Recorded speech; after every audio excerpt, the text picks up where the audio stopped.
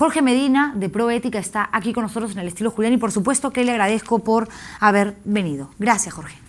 Buenas noches. Jorge, ¿cómo ves este tema del plagio? ¿Cómo ves este asunto en el que está inmerso César Acuña? Bueno, el tema de plagio del candidato Acuña es, digamos, muy mediático porque es candidato a la presidencia y porque tiene la posición que tiene en las encuestas, pero me pregunto si es el único caso. Cuando uno revisa lo que pasa en el Congreso, todos estos, digamos, ejemplos de robacable y come oro y mataperro, etcétera, y uno se encuentra con que son 120 días la pena o el castigo máximo que recibe un congresista. Y bueno, uno se hace muchas preguntas. Hoy día estamos viendo un caso muy mediático que es de César Acuña, pero el problema que tiene nuestro país es mucho más profundo que ese. Hay una descomposición moral, hay una suerte de conformismo en la ciudadanía, porque lo que impera en el país es la impunidad. Uno puede hacer lo que quiere y como hay, para usar las expresiones de moda, plata como cancha o poder como cancha, las cosas se arreglan. Entonces, yo creo que tendremos que cuestionarnos, más allá del caso de Acuña, tenemos que cuestionarnos qué cosa estamos haciendo de la política en el Perú. ¿Por qué es que tenemos la clase de representantes que tenemos? ¿Por qué es que tenemos la gran mayoría de gobernadores regionales denunciados? ¿Por qué es que el hombre de a pie, cuando va a la municipalidad, es un suplicio porque todos son coimas y presiones? Ya no hablo solamente de los empresarios o los emprendedores, hablo de la ama de casa. O sea, lo que el Perú está viviendo es un tema muy complejo de descomposición social. Y de eso justamente trató el foro que se llevó a cabo recientemente, organizado por Proética, donde los candidatos a la presidencia tuvieron tiempo suficiente para exponer sus planes, proyectos, ideas en materia de lucha anticorrupción. Para muchos, digamos, las propuestas fueron muy similares, algunas podían evidentemente variar con relación a otras, pero no se tocaba lo que tú mencionas, ¿no? El tema de fondo, esa que vendría a ser la matriz de este problema que nos está terminando por consumir a todos porque nos estamos acostumbrando a vivir así. Lo que pasa es que, mira, a ver, la corrupción es un fenómeno muy complejo, muy complejo. Pero si lo queremos explicar en forma simple, no es otra cosa que el abuso del poder. Ahora, ¿qué es lo que ocurre? Que se ve la corrupción como causa, pero la corrupción también es efecto. Y si nosotros nos preguntamos, ¿ese efecto de qué? ¿De qué otra causa? Nos vamos a dar cuenta que es que la corrupción que existe en el país y que está incrementando es producto de la forma como se ejerce la política, es decir, cómo se ve el tema de lo público, del interés común. Y eso está porque la clase de representantes que tenemos es muy pobre. Digamos, en un buen porcentaje no preparado, y en otro porcentaje importante porque hay intereses subalternos, hay intereses que distan mucho del bien común, y eso es porque se financia para que eso ocurra. O sea, hay mucho financiamiento ilícito en la política en el Perú. Y además los políticos son muchas veces los que hablan, y lo hicieron en este foro, ¿no?, de los cambios, las modificaciones que tienen que darse y que ellos realizarían en un eventual gobierno para que la situación cambie. Sin embargo, cuando llega una propuesta de reforma política, electoral al Congreso, son ellos mismos los que buscan la manera de blindarse para no ser fiscalizados, porque una de las propuestas era justamente esta que tiene que ver con el financiamiento de parte del Estado. Entonces, si evidentemente es el Estado el que te inyecta una suma de plata para que puedas llevar a cabo una campaña política, va a estar en todo su derecho de estar allí levantando constantemente alfombras y sacando la lupa para ver si ve algo extraño o irregular. Y ellos mismos no quieren. Bueno, en realidad, mira, si tú ves, hay financiamiento público y financiamiento privado. La verdad, por el lado del financiamiento público no va a pasar mucho, porque la ley va a señalar o ya señala que es para que tengas tus gastos de educación, el partido político, de preparación, tus gastos administrativos, etc.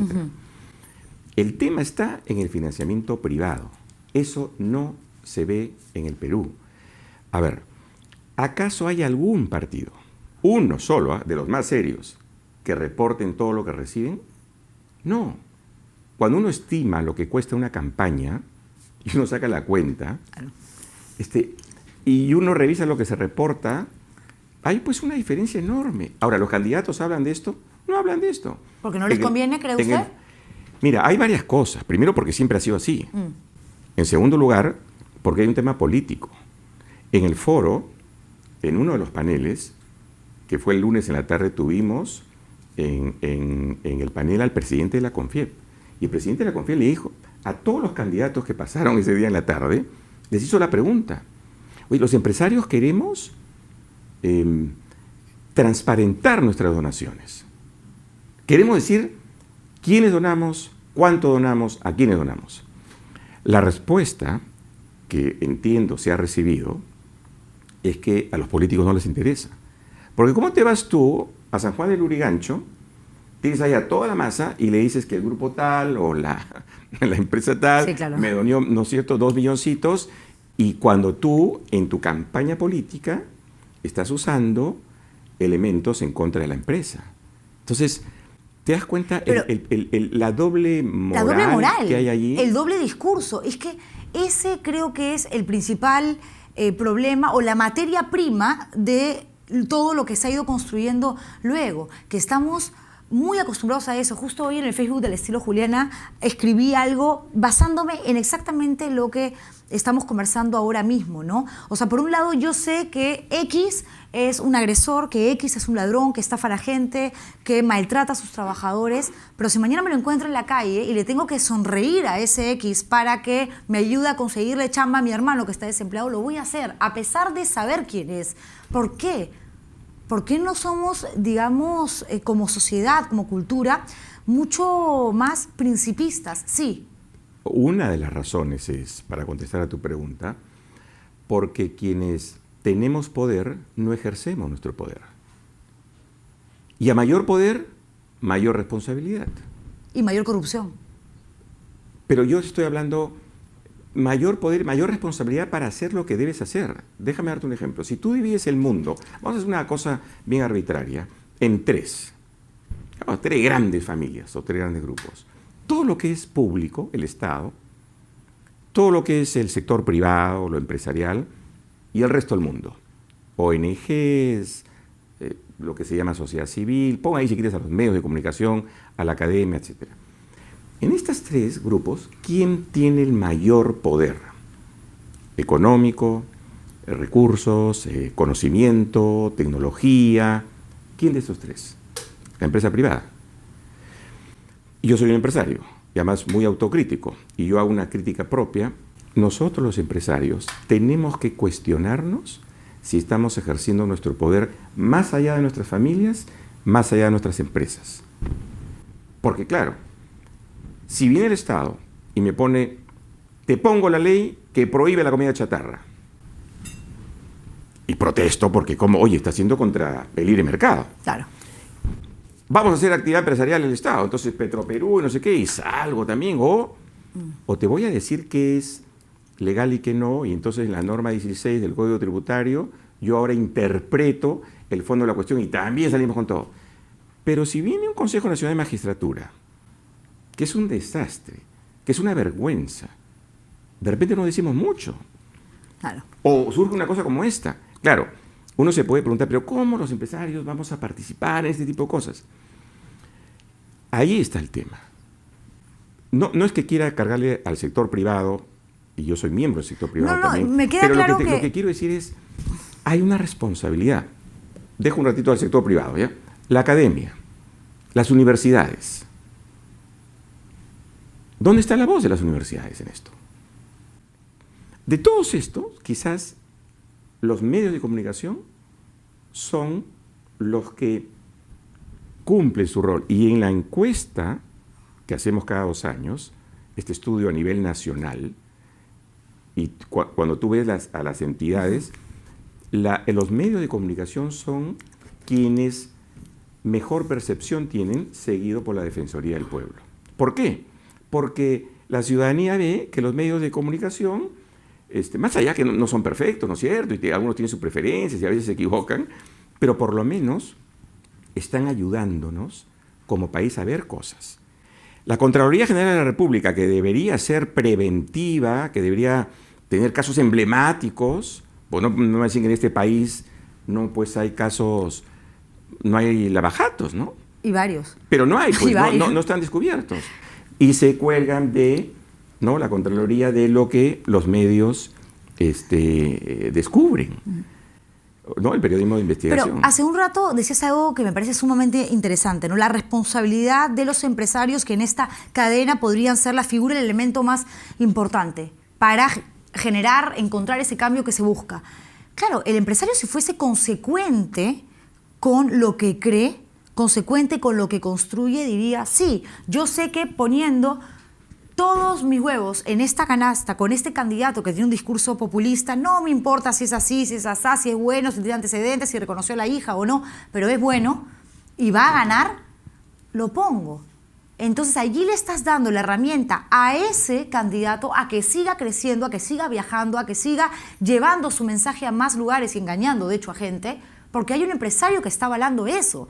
Entonces esa persona no puede después decir, sí, que yo me preocupo por la empresa y la empresa tiene que arrancar evidentemente por una visión micro para que llegue a macro y esa responsabilidad social. Yeah, pero eso, ok, esa es una manera de verlo. Yo no me he referido a eso, yo me he referido a algo mucho más profundo. Yo me he referido a que debemos participar en lo público. Debemos participar en aquello que atañe al bien común, que también me involucra como empresario. Porque si el Perú sigue deteriorándose como está deteriorándose ahora de un punto de vista de democracia, mis empresas van a valer menos. Porque va a ser un país con mayor riesgo. Y a mayor riesgo hay mayor costo. Ergo, mi patrimonio va a ser menor. Cuando uno se pone a pensar lo que la empresa privada ha perdido en estos últimos 5 años, por las paralizaciones, los proyectos dejados de hacer, ¿no nos hubiese salido más barato si, digamos, participábamos de forma inteligente en asociación con la academia, con las organizaciones de la sociedad civil, con think tanks? Mira, los países de la Alianza del Pacífico, México, Chile, Colombia, las organizaciones que tienen de equipos de pensadores, de gente profesional que está pensando en políticas públicas y lo comparas con lo que tenemos en el Perú, la verdad estamos bien a la saga. Pero si regresamos al tema, por ejemplo, de la corrupción, ¿no?, que hablábamos hace un rato, y nos comparábamos con Brasil, país tan cercano, pues hay una diferencia abismal, porque en Brasil sí se la jugaron, sí investigaron el caso Lavallato y cortaron todas las cabezas que se tenían que cortar, incluso aquellos que tenían tantísimo poder y que quizás hasta ahora mantengan, para llegar a una verdad o ir en busca de ella. ¿Aquí sería posible que algo así sucediera? Es difícil porque, a ver, no hay que perder las esperanzas, ¿ya? Pero la última reserva moral que tiene un país, ¿cuál es? Es su poder judicial. Y el poder judicial en el Perú, por lo menos dicho por la ciudadanía, en percepciones, es penoso. Hay jueces extraordinarios, probos, bueno, sin ninguna duda, sí, pero el Poder Judicial no está funcionando. Entonces, ¿qué cosa se requiere? En Proética, ¿qué pensamos? Esta es la hora de la ciudadanía. Tú mencionabas hace un momento algo bien importante. Tenemos que ser capaces de incrementar nuestro nivel de indignación, porque solo cuando te indignas de verdad, cuando te toca aquello de adentro, actúas. Entonces, en Proética, lo que nosotros queremos hacer es a aquellas, digamos, organizaciones, entidades, estamentos de la sociedad que tienen poder de influencia, tenemos que hacer que incrementen su nivel de indignación. ¿Y no crees, Jorge, que en algo sí hemos avanzado, al menos en los últimos 3 años? Lo digo porque, por ejemplo, cuando salió este tema de la ley Pulpín, un grupo importante de jóvenes salió a protestar y fue consecuente con lo que creía, al punto que se trajeron abajo la ley. Cuando pasó el tema de las agendas, otro escándalo, la gente alzó más su voz. Ahora las redes sociales también te permiten, digamos, exponer mucho más un punto de vista, pero hay una reacción, la gente lo habla en la calle. Antes estábamos tan acostumbrados, quizás, y con tanto miedo por la historia misma de este país, que simplemente hacíamos como si no existiese. Esos son buenos ejemplos. Y antes que eso, la repartija. Y la en el repartija. Congreso, ¿no es cierto? Y Ecoteva. Pero son digamos, actitudes espontáneas, son movimientos que surgen, que tú verás, no es que tengan líderes con nombre y apellido, con rostro clarísimos. No. Son las redes. Es lo que fluye a raíz de una sensación de no quiero esto, estoy cansado. Pero eso solamente es un tema embrionario. En el Perú podríamos hacer cosas para obligar a nuestra clase dirigente política a hacer cambios. ¿Cuándo se va a producir la reforma política? Cuando la ciudadanía se manifieste. En forma organizada. ¿No habrá dentro de toda esta problemática, Jorge, un factor importante que quizás estamos dejando pasar, que tiene que ver con el temor a volvernos a equivocar? Porque, claro, hay un grupo importante de gente, o estos grupos que de pronto aparecen, que dicen, sí, queremos un cambio efectivamente, yo le quiero dar la oportunidad a este, yo le quiero dar la oportunidad al otro, pero al final el temor a apostar por alguien que sabes que no va a tener muchas oportunidades, mayores oportunidades en la campaña, hace que le termines regalando tu voto a alguien que no te gusta, en el que no crees, que ni siquiera confías que vaya a hacer las cosas bien, pero es el menos malo. ¿Cuándo vamos a dejar de elegir lo menos malo para realmente comprometernos a lucharla hasta que el mejor, el que merezca estar, nos gobierne? Pero es que nuestro sistema está preparado para que eso no ocurra. Este tema del proceso electoral se hace en medio de un sistema totalmente, digamos, inequitativo. Porque está preparado de tal suerte de que si tú quieres, una campaña requiere financiamiento, ¿no es cierto? Entonces, si tú eres serio, como no hay forma, no están las condiciones, y tú no vas a aceptar dinero mal habido, entonces ya tienes, para empezar, un serio problema de limitación, de hacerte una campaña, de difusión. Eso es por un lado. Pero por otro lado, creo que los peruanos, por lo menos hasta ahora, hemos tenido una actitud algo pasiva. Tú miras a Ecuador, o Bolivia, o nuestro propio vecino del sur, Chile, los estudiantes, o los 2 millones de gente marchando en Brasil.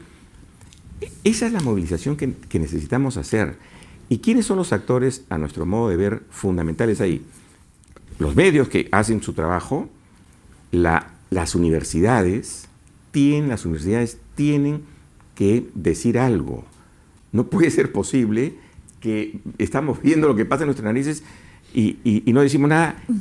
Y los gremios y la empresa y también la sociedad civil. O sea, estamos jugando al muertito. Sí, no, seguramente, Jorge. Te agradezco muchísimo por haber venido y por habernos, digamos, llevado a este terreno que raramente la gente pisa, porque a veces resulta mucho más cómodo no cuestionarse, no entrar en detalle, para no complicarnos más sobre un asunto que de por sí nos suena difícil, nos suena denso, nos suena tedioso, pero que es vital, porque si no se habla, no se cura. Dicen que la palabra cura, al menos los psicoanalistas. Entonces hay que expresar, hay que hablarlo, hay que comentarlo, porque así se empiezan a generar también todas estas redes que mañana llevan a este grupo inmenso de gente, de 1 millón de personas que recorren calles y se generan movilizaciones que exigen a esos que tienen el poder, sí o sí, les gusta o no, realizar algún tipo de modificación. Y este tipo de cosas, cuando ocurren, creo que vale la pena preguntarse por qué ocurren. Porque claro, si le cargamos toda la batería, ¿no? El caso de Acuña es un asunto grave. Grave y moral. No, nadie está juzgándolo, ni todavía falta que la Universidad Española se pronuncie y, en fin, el jurado. En fin. Pero hay que preguntarnos por qué ocurre y por qué somos indiferentes a eso y por qué nos estamos acostumbrando. Es la pregunta, y cada uno de nosotros, ya en lo personal, tiene un rol que jugar. Sí. Tarea para la casa, para todos, ¿eh? Para mí, para los chicos, para los integrantes de Líbido que ya llegaron, para ti también, Jorge, para todos. No hay que dejar de preguntarnos eso, evidentemente. Qué importante es. Gracias por haber venido, un placer, de verdad que sí, como siempre.